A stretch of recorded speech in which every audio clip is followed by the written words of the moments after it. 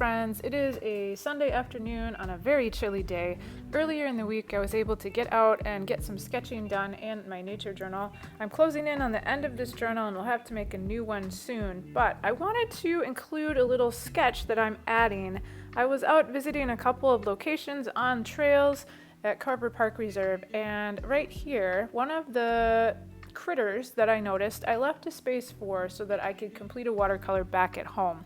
Now, the rest of this was made in the field, so this was all plein air, watercolor sketching, and recording notes of what I noticed, the weather conditions, and a whole bunch of species that I heard or saw while I was out at my sketching locations.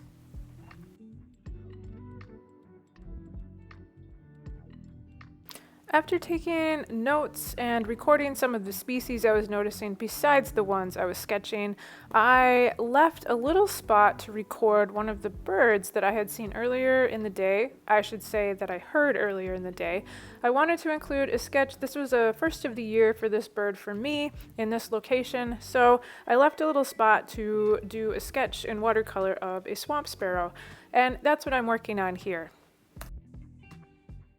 For me, drawing is about 50% erasing, and I like to use a mechanical pencil and keep the lines very light. That way, if I need to adjust, it's easier to erase and not have lots of marks that are in my paper. Also, if I use a pencil that's too sharp, like an H grade pencil, it can sometimes scratch into the watercolor paper, so I just like to use an HB type of pencil, even like a 2B regular pencil that you'd use for writing in a classroom. Works really well as long as you keep your marks light.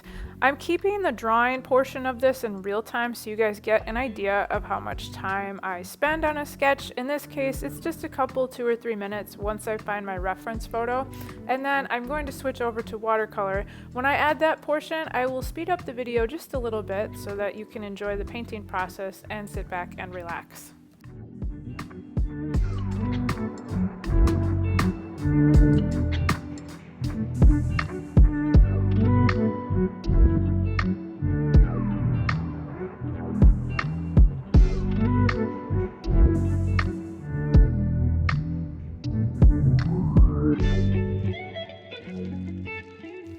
Let me get my palette set up and ready to go. This is the same palette I use in the field. It's plastic, it folds open and shut, and is super convenient.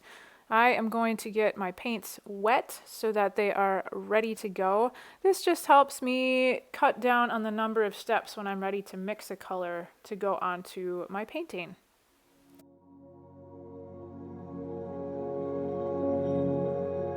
Once I have this set up, I will grab my brushes. These are the 2 brushes I use in the field. It is a number 8 round and a number 4 round. I find these are a nice balance between being able to do a wash and also get some level of detail without having too tiny a brush.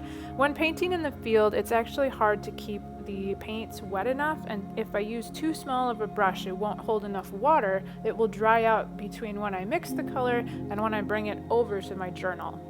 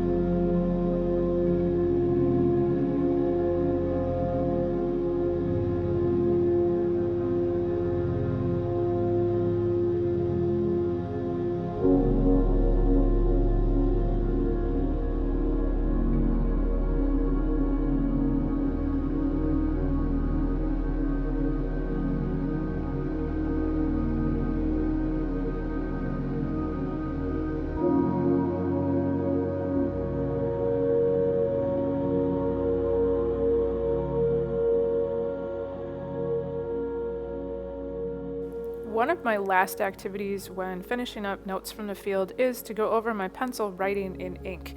This keeps the pencil from smearing, and as this is a notebook, it will end up getting smeared around. The ink gives me a nice high contrast text set, and I appreciate that because then when I come back in a few months, I can still read what I wrote pretty well. So I might switch to ink. I used pencil because the wintertime ink doesn't do very well. It will tend to freeze up, but as I'm going into summer, I may switch over just to reduce one of the steps as I'm making my notes in my journal.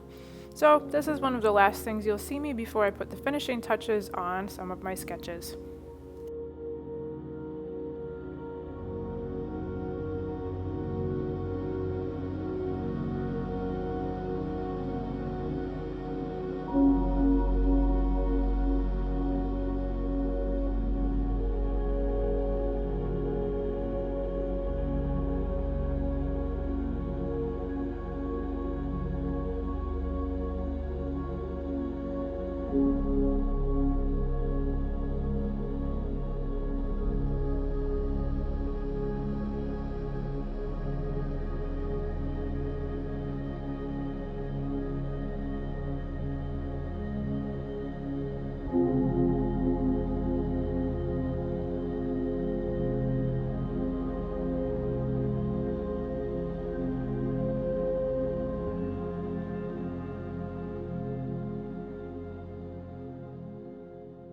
I hope this was helpful. It's fun to see how artists and naturalists make field notes, and in this case I had to finish mine up in the studio, which is pretty common. I like to get a lot of these notes down outside, and then I will add little bits and bobs at the end. This is the fun part. The ink is dry, so I get to come back over and erase it, which really cleans up the text and helps the page look really nice and defined. If you enjoyed this, please like, and you can subscribe if you'd like to follow along for additional videos like this. Thanks for watching, and I'll see you next time.